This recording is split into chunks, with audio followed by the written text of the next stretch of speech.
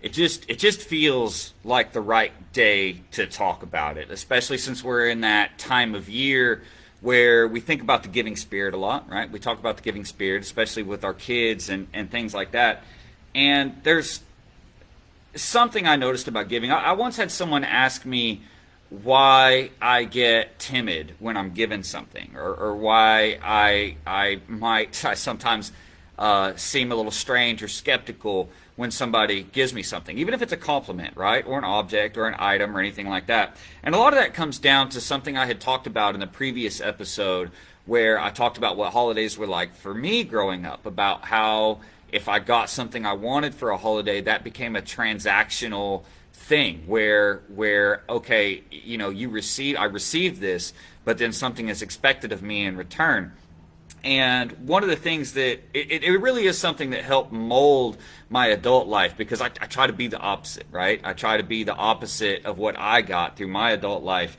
And so what I wanted to talk about this year, Christmas time, and really any time, is in the spirit of giving, or when you're giving things, don't be transactional about it, right? I mentioned that in that other episode where I talked about my personal experiences and how if I choose to spend, say, too much money on something and I give that to somebody, it's not on them and they don't owe me anything, right? They don't, if I give a toy to my son, it's not on him to play with it, right? He doesn't have to like it. I'm the one that gave it to him. I'm not going to be transactional about it and say, oh, because I gave you this, you have to behave in a certain way, or oh, because I gave you this, you have to play with it, or because I gave you this, you have to use it, right? That's being transactional. So basically what I mean by that is if you give something with the expectation of something in return, right? Whether you expect to get something in return, whether you expect a certain behavior in return, whether you expect uh, a certain way of being treated in return, that's being transactional, right? And it's a big part. It's one of the first things a lot of psychologists will talk about in toxic relationships. If somebody is giving you attention and then you set boundaries with them and they see that as, oh, well, you're not giving me the attention that I'm giving you, that's toxic. That's not good. That's transactional. That's saying I'm only going to give things to you if you do something for me in return, right? Now, I'm not saying that there's anything wrong with being transactional, right? Like business has to do with transactions all the time, and there is such a thing as social contracts, and there's nothing wrong with social contracts as long as both parties are clear that that is a social contract. Like, okay, I will do this for you if you do this for me. As long as it's clear and upfront, that's a social contract, and there's nothing wrong with a social contract. But don't put social contracts on other people who aren't aware that it's a social contract by giving them something and then expecting a certain behavior in return, right? So if you give your kids what they wanted for Christmas, and then you expect them to behave in a certain way in return, that's transactional giving, right? That's not really in the giving spirit. That's not really in the heart of the whole thing. For me, giving should be about kindness, right? And if I'm giving out of kindness, then I'm not expecting anything in return. All I'm hoping for is that I make them happy for a little while. All I'm hoping for is that I put a smile on their face. Now, whether I do or don't has nothing to do with it, right? I can't control the outcome of my actions. All I can control is the actions themselves, right? So you shouldn't feel the need to give something equal to what you were given, right? That's a social contract. And like I say, it's one thing to have a social contract with somebody and say, hey, I'll do this for you. I'll scratch your back if you scratch mine. And that's fine, right?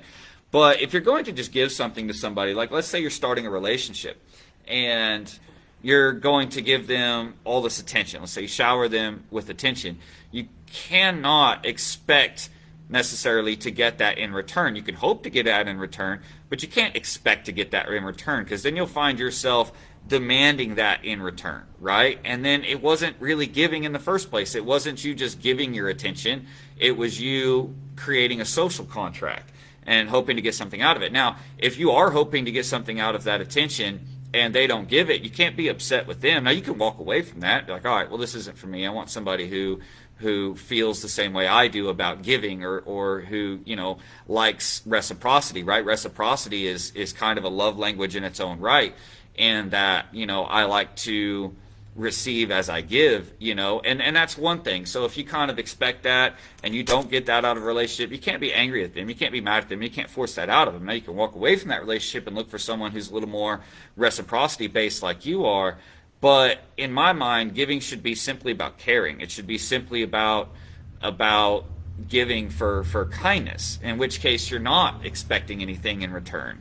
You're not expecting something like that. So why do I get a little weird when people give me stuff? Well, because I can't help but wonder what you want in return. It's just how I was raised, right? If I got something, then it meant something was going to be expected of me, and it wasn't always spelled out what would be expected of me. So if you're going to have a social contract, as in I do this for you, then you do something for me, then you need to lay that out at the beginning, right? You got to be very, very clear, hey, this is a social contract, and if I do this, I'm expecting this in return, right? But giving, in my mind, when we talk about the spirit of giving for the sake of giving, then that's different. We're talking about kindness, and you shouldn't expect a thank you in return. One of the ways that this drives me nuts, and I talk about this with compassion, is how many people will get angry if they open the door for somebody and they don't hear that person say thank you. Okay, well, so you weren't giving for the sake of giving and making someone else's life a little easier for a moment. You were giving because you were expecting to get attention for giving, and that's a social contract. That's entirely different from kindness and compassion. Kindness and compassion doesn't care if I get a thank you for opening that door for somebody. For all I know, they could be deep in thought about something. They could be deep in their troubles, their sorrows, their worries. They could be dealing with something, and they I don't know how many times I've thought I responded to somebody when maybe I didn't, or maybe I did respond, but it was too quiet for them to hear, right? So that's one of my pet peeves, when people get angry, right? They do something for you, and then they get angry if they don't get what they expected out of it to start with. And it's like, look, man, if this was going to be a social contract, then you should have told me, hey, I'll open this door for you if you say thank you. In which case, you know what I'm going to say? I'm going to say no thanks, and I'm going to stand right there and wait for you to get out of the way, and I'm going to open my own stinking door, because I don't want people expecting things from me just because they did something for me. I dealt with that with one of my parents when I was a child. It's not something I'm looking to deal with as an adult. I would rather just deal with it myself than to have something expected of me in return, right? Now, like I say, social contracts are a little different, but since we're talking about Christmas and it is talking about the spirit of giving and things like that, try your best to not expect things in return. It's one thing to hope that maybe you put a smile on somebody's face, or to hope that they get a small amount of enjoyment off of something you gave them or something like that. But you can't get so emotionally invested in that you're impacted if it does not happen the way you wanted it to happen. Fact of the matter is you cannot control always the results of your actions. You can only control your actions. And you can control your actions and try to move them towards a particular result, such as if I want to put a smile on somebody's face, then I may not just give them whatever comes to mind.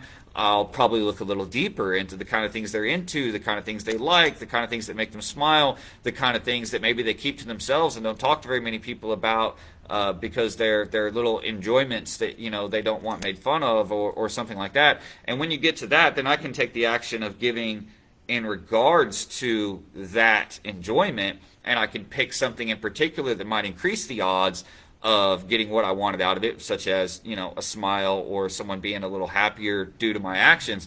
But I can't control whether they actually are or not. So I should not worry about whether they are or not, right?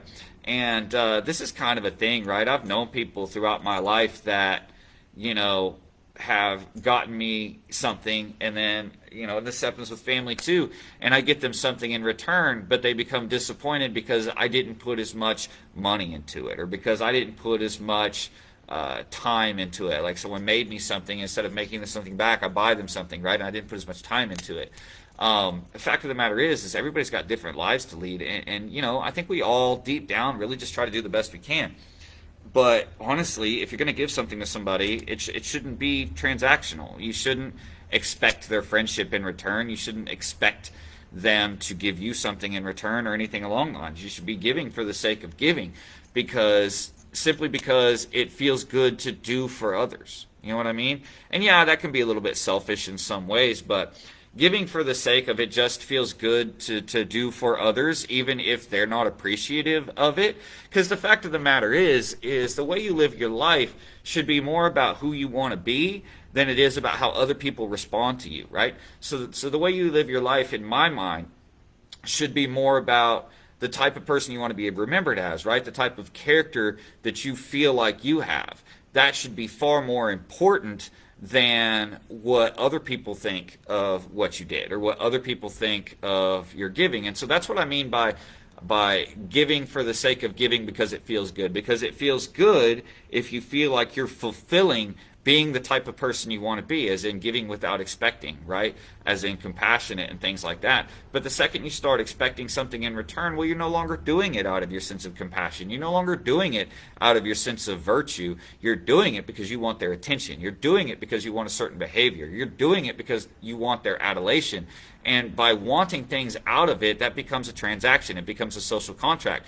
And it's no longer something you're doing just to live in the virtues that you find important. You know what I mean? But giving simply for the fact of wanting to live in your virtue and, do things that make you feel like you are moving towards the person that you want to be, that should be the gift of giving, right? So when you're giving, that should be the gift you get for yourself, is that feeling like you're moving to being towards the type of person that you want to be. But if you start expecting something from that other person, well, now you're not really moving towards a virtue that you find admirable. Instead, you're moving towards, well, expectations, which are going to lead to disappointments, right? So this happens a lot in narcissistic relationships too, right? Where they'll give and give and give all these things, and you don't at first expect that they expect anything in return until suddenly they do. They do respect stuff in return. Well, I did this, so you should do this for me, or I'm willing to do this for you, so you should be willing to do this for me. And now it's not always just narcissistic relationships. There are genuine people like that whose love language revolves around reciprocity and give and take, right? And that's kind of an aspect of any relationship to a certain extent. But my point is if you're going to do something because you expect a certain thing out of it, then you need to be upfront about that. You need to be like, okay, well, I am giving you all this attention because I'm hoping to win your favor, because I'm hoping to that you will like me for it. And as long as you're open about that throughout it, right, open communication, then then the other person understands where they're supposed to be. But if you're just giving, right, just giving all this attention and things like that, another person might not know how exactly you want them or expect them to respond. And in all reality, you shouldn't care. You shouldn't really care that much about how they respond. It should be more about how you want to be seen than it is about how others actually see you. Now, I know that seems like they should be one and the same thing, but it's not, right? Whose opinion about you is the most important? Other people's or your own, right? It should be your own. So doing things because you feel like it fits a virtue that you want to live is important. But the second you start expecting other people to see that virtue in you, well, I did this and you just can't see how giving I am. I did this and you can't see how well I keep my word, right? Now that those kind of things are on them, not on you. You know what I mean? That speaks to their character, not your own. So you can do these things that you feel like add to your character, just for the simple sake of feeling like you're living by your virtues without expecting other people to see that virtue. Because other people may see it differently. Other people may be skeptical. Other people may just not be on the same wavelength as you are, right? And so it should never be about getting other people to see how virtuous you are. It should be just simply about proving to yourself the kind of person that you can be. Brittany has a comment. I found something for you for Christmas that I think is stinking cool. Excited for you to open it, even if you don't end up liking it, right? And that's the thing. You have to understand that if you're going to give something, there's always that off chance that they're not going to like it, or there's that off chance that, especially with kids, that they're so overstimulated about the day and the excitement that something you hoped they'd be really excited about, they kind of gloss over at first because there's overstimulation and overexcitement. You know what I mean? And you can't take offense to that, right? Taking offense to that is basically saying that you went into it expecting something in return, expecting something out of it. And you shouldn't open the door for somebody if you expect them to give you something out of it, because there's no social contract that was agreed upon ahead of time. You know what I mean? You shouldn't do anything for other people expecting to get something out of it. I mean, it really drives me nuts how many people go out and record themselves doing things for others because they expect adoration for it. They expect to be adored for it. They expect attention for it. You know what I mean? And if the thing is if attention and adoration and being looked up to is what you seek, there's a bit of a paradox when it comes to that. If that's something that you want, you can't go out there acting a certain way and expecting it to just come and expecting people to just look at you that way. In all reality, to get to that point where people look at you and say, hey, there's an admirable person, hey, there's an honorable person, hey, there's a person with integrity, hey, there's a compassionate person, then to get to that point, you have to quit worrying about whether they see you as compassionate. You have to quit worrying about whether they see you as kind. You have to quit worrying about whether they see you as a person who has integrity, and instead focus on making sure that you are living in a way that you can see yourself that way. You know what I mean? So it also is going to make you a lot happier in the long run, right? So this is also part of active protection for mental health, right? Because active protection is not just physical, and yeah, it's self-defense and things like that, but it's also mental health and coping skills and all of that, right? So the more you expect out of something in the future, the more likely you are to be disappointed in it, right? To expect a certain outcome of your actions is to say that only one of 1, 2, 3 things could possibly happen as the outcome of your actions, when in all reality, reality is far more complex than that, right? There's thousands of things that you can't foresee that could happen out of your actions. So if you're always expecting 1, 2, 3 different things that could possibly happen and hoping that those things are happening, man, you're going to be disappointed a lot, because there's actually thousands of possibilities as to what could happen. And like I said a minute ago, you can control the action you put in, but you can't always control the outcome, because the world is a complex place. Reality is a complex construct, right?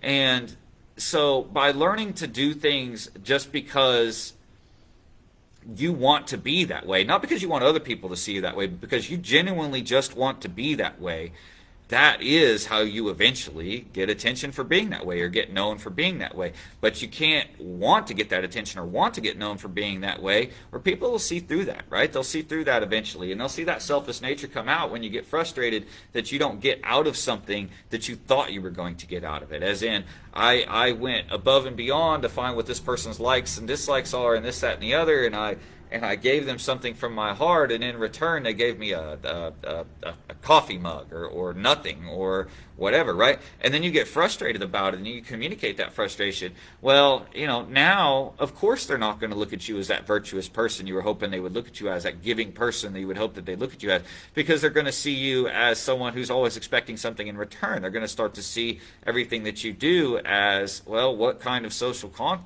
contract are they expecting, right? So to get back on the mental health thing, let me grab a drink of water real quick. Mouth's getting dry. So to get back on the mental health thing, one of the things that causes a lot of depression, I'm not saying in everybody, right? There are actual biochemical issues that can happen through both genetics and trauma. I myself am bipolar depressive.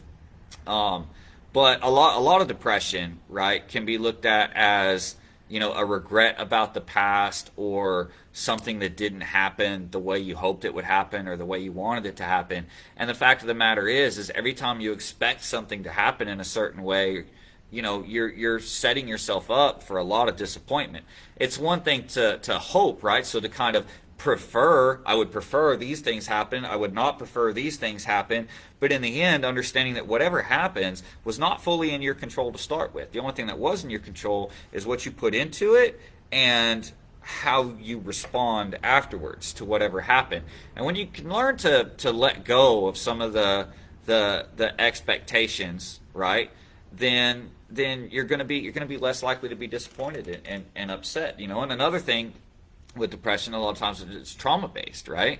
It comes out of just fear and anxiety. Once you've experienced anxiety for long term, you'll have these patches of depression where you feel numb to it, because you just can't tell what's real anymore, because you're always second-guessing other people's motives, right? And the reason people get to that point of second-guessing other people's motives all the time is because how they've been treated in the past, where if they've been given a compliment, they found out later that there was a social contract expected. If they were given a gift, they found out later that a social contract was expected. So people tend to be a little off. Some people, especially people that experience traumas, tend to get a little off about receiving things, even compliments, and they won't want to accept gifts or compliments very often because they have been taught through different traumas and people they've experienced growing up that something is going to be expected of them, and it's probably a price they're not willing to pay, right? So, like, there was a couple of people in my life when I was younger. I talked about my mom in a few episodes ago, and how that related to holidays and things like that. But I'm talking about a few other people now. Two of them were teachers. One of them was a family member, and people that started essentially as an adult to a child. Keep in mind, I was like 10 to 12 years old at the time. Essentially started love bombing me, like giving me gifts, giving me things, giving me attention, giving me back rubs, things along those lines. And as a child, I didn't know the possibility that people would expect something in return. I just assumed that people were giving because they liked me. You know what I mean? And then, as time went on, it became apparent that certain inappropriate acts were expected of me for all that attention. Where, a certain amount of trust, as I'm trying to use terms that are good for a kid friendly show, but basically those things, every one of those with those three people turned into where they tried to push it as a social contract. Well, I've done this for you, so now I want you to do this for me. And you say, well, I'm uncomfortable. I don't really want to do that. And they'd say, well, but I've already done this for you, this, that, and the other, and then make you feel obligated to go along with their sick fantasies and things along those lines, right? And it does happen. So when you've had a childhood like mine, where you experience multiple people like that who will give you all this attention, give you all these things, and then a few months down the road, when they happen to be able to get you alone, expect certain actions in return, and then expect you to not say anything about it because they did all these things for you, et cetera, et cetera. I mean, it's the classic play on how that happens, right? And a lot of people don't think that kind of stuff doesn't happen very often. Man, if you saw the actual percentages of just the ones that are reported, and then imagine how many, like the situations I was in, are not reported, right? I met 3 adults like this in 2 years between the ages of 10 to 12 in a very small, close-knit town, where everybody knew everybody, and it still happens, right? It still happens. It happens everywhere, And so when you're dealing with people that are hesitant about receiving gifts, don't get angry or receiving compliments. Don't get angry at them, right? You can't get angry at them. Instead, ask them if they're okay, because sometimes receiving a gift or receiving attention or receiving a compliment can start to make them wonder, oh no, what thing that I really don't want to do is going to be expected of me out of this relationship, right? And of course, as an adult, I know that if it's inappropriate and I don't want to do it, I'm not going to do it, right? But as a child, that was leveraged against me in a pretty heinous way, and so it's difficult for me even as an adult to not question why I'm receiving something. So the best thing to do is not get mad at somebody who is feeling that way, but instead try to be understanding and just let them know, hey, I'm not expecting anything in return, right? Hey, I'm not expecting you to treat me any differently in return. I'm not expecting, opportunistic grooming. That's the word I was trying to think of. Thank you, Brittany. That's what I was essentially talking about with those 3 people, and it does happen quite often. And it's very important to have open discussion with your kids, because there's certain keywords and key things that were used against me, and I know for a fact of dealing with a lot of other people who were groomed as children. There's certain keywords and certain key actions, certain steps along the way that they'll use to get to that point. One of the first steps is giving and attention and playing games together, which is perfectly fine, seems perfectly normal. One of the second steps is physical contact, such as they'll give you massages, they'll give you hugs, things along those lines. And then down the road, and then they give you things that they feel like you're not getting in your life, or that they can identify that you're not getting in your life, such as attention or whatever it is. And then they will begin to prey on those by saying, okay, well, now it's my turn. I gave you a massage, now give me a massage. Then you start giving that massage, and then they're like, here, let me take my shirt off, right? And they escalate that situation. These are the situations that I ended up in. I even had one of those people try to get me again years later when I was 17. One of those teachers, I ran into them again years later at 17 years old, and they already knew my story. Everybody in town knew my story. They knew I'd been homeless. They knew I was trying to get to college.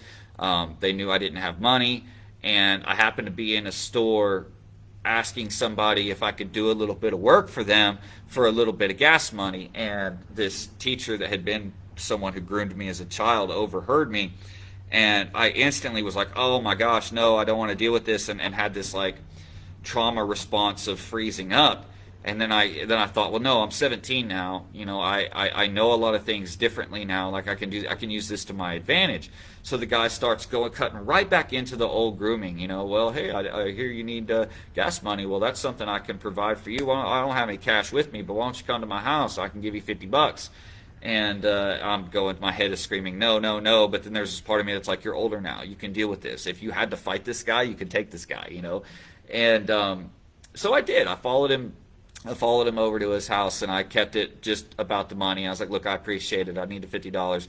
Here's about the money. And then he goes to hand it to me, and then he takes it away, and he's like, but, I'm going to need something in return. And I was like, oh, here we go. Not this again.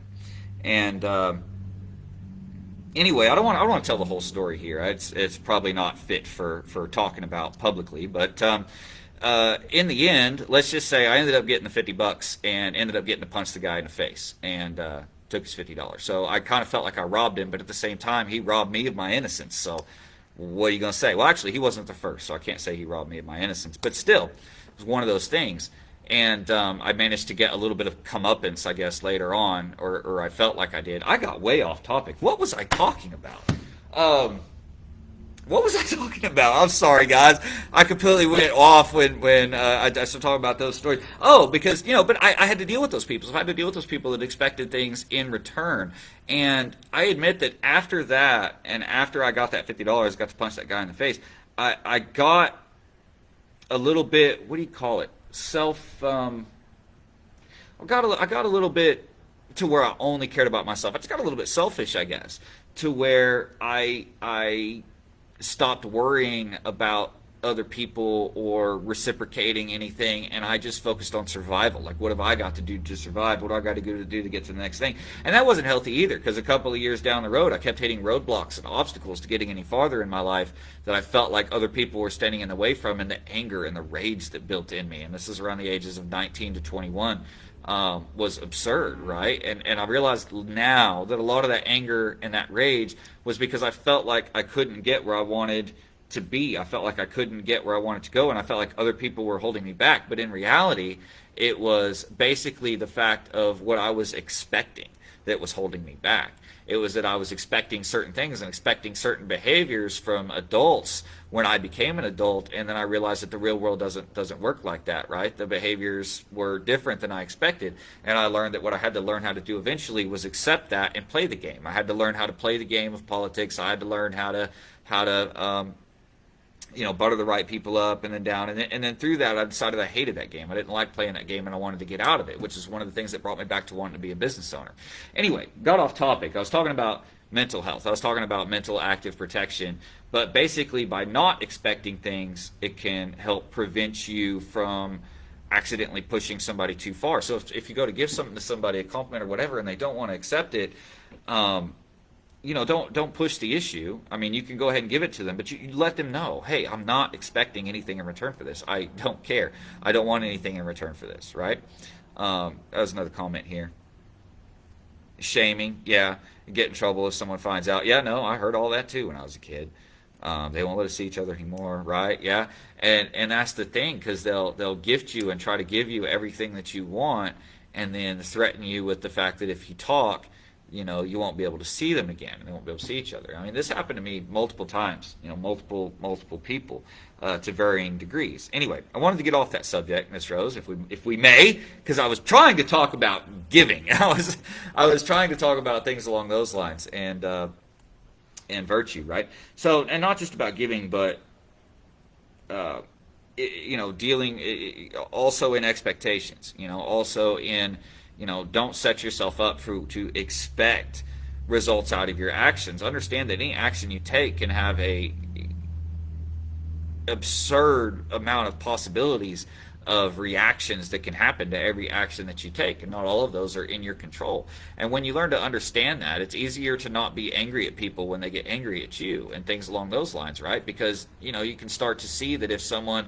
responds skeptically, like if you're trying to give them something and they respond skeptically, and you try to force them to take something and they start responding angrily, it's not because of you, it's because they've been hurt, and it's because they've been hurt to a point that their internal instincts for survival tell them to avoid people who are being nice to them, right? There's a lot of people in the world that way. Like I said a minute ago, you'd be amazed go look up the numbers of the cases of this kind of thing that's actually reported. And I want to tell you right now that of the people I grew up with, I can name 7 others that were not ever reported. And that was in a tiny town. I graduated in the class of 17. You know what I mean? It happens everywhere. And so it's something I always keep my eye on. It's something we talk with the kids about a lot, right? Like, I know they get to cheering real loud in some of the Tigers classes, and it can be a little obnoxious. We try to get them to be loud and yell. But the thing is I want kids to not be afraid to yell if they need to. I want kids to not be afraid to become obstinate if they're being pushed into something that's not good for them. You know what I mean? And it's kind of a part of what we teach, along with the self-defenses and things like that, and goes along with all those other things. Anyway, I've probably talked plenty long enough. The point is don't make your giving transactional, right? And a lot of people, when they receive something, will naturally make it transactional on that side. Well, they got something for me, I want to do a little something for them too. And that's okay, right? Reciprocity is completely normal. What do they say? A true selfless act will almost always spawn another, or whatever. It was in a movie I was watching the other night.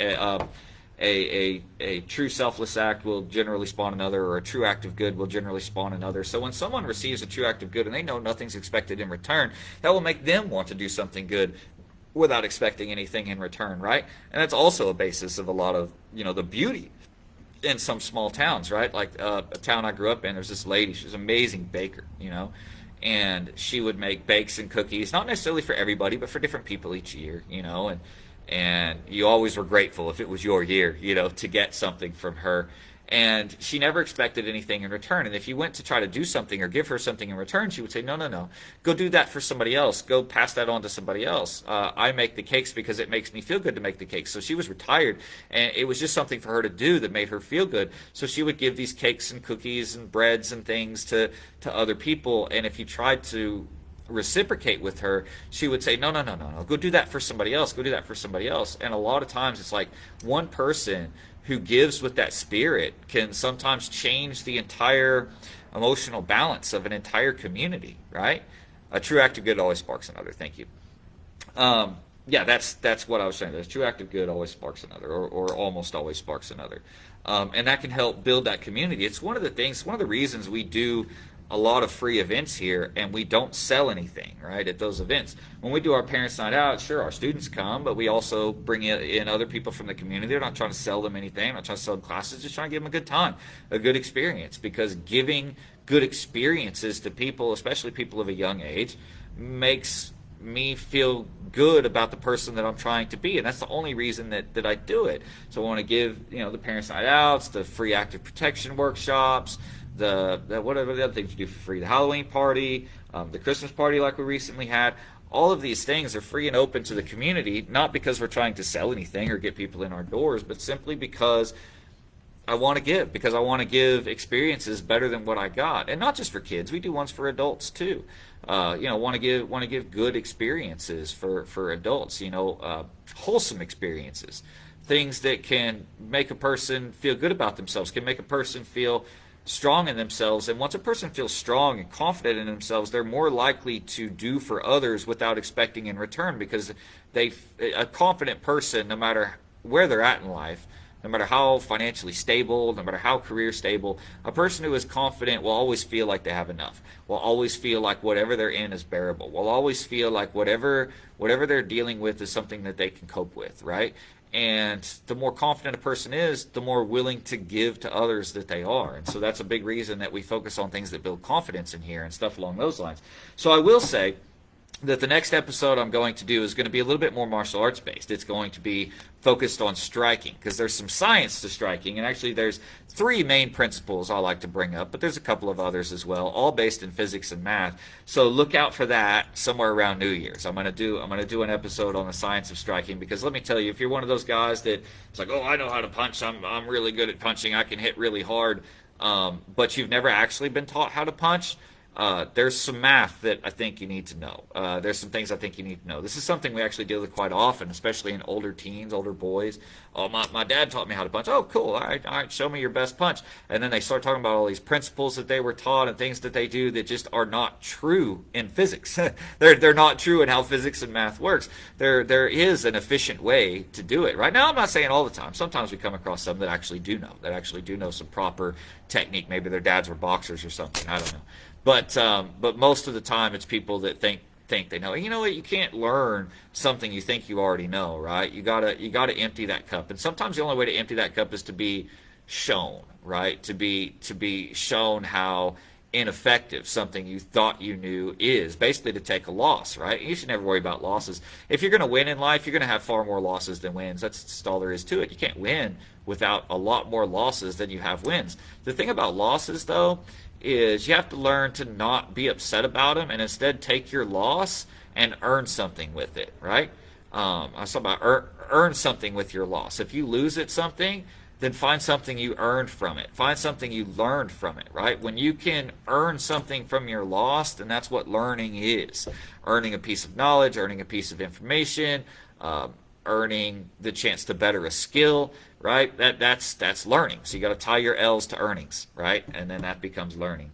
So that's what we're going to do next week. But basically, I just wanted to talk today about not being transactional. Or if you're going to be transactional in the way that you give, make sure that you're open and upfront about it at first, because otherwise it causes feelings of animosity. Oh, we gave a gift to so-and-so's kids and they didn't do anything for us. Well, I guess I'm not going to do anything for them again next year. That kind of thinking will have you feeling negativity towards the world. It'll just have you feeling awful towards people. But yeah, like I said, you've got to quit worrying about what the other person expects or expecting anything from the other person. You have to learn how to give just because you want to be giving. You have to learn how to care just because you want to be caring. You have to learn how to keep your word just because you want to have integrity. You have to learn how to not give up just because you want to be known as resilient, right? But you have to learn to do those things just because for you. Not doing those things so other people look at you that way, not doing those things so other people look up to you, not doing those things so other people admire you. That's the first step to looking like a fool, right? Because people that do those things because they want those things from other people, that adoration and all that, they feel like they're never allowed to be wrong. So they'll make things up. If they don't know something, they'll make it up and try to sound like they're right. And if they're talking to someone who actually knows what they're talking about, they sound like such a fool. It's not funny, which is what I get when, people come in here, guys come in here bragging about how well they can punch, and then they, hoo-ah, and I'm like, oh my goodness.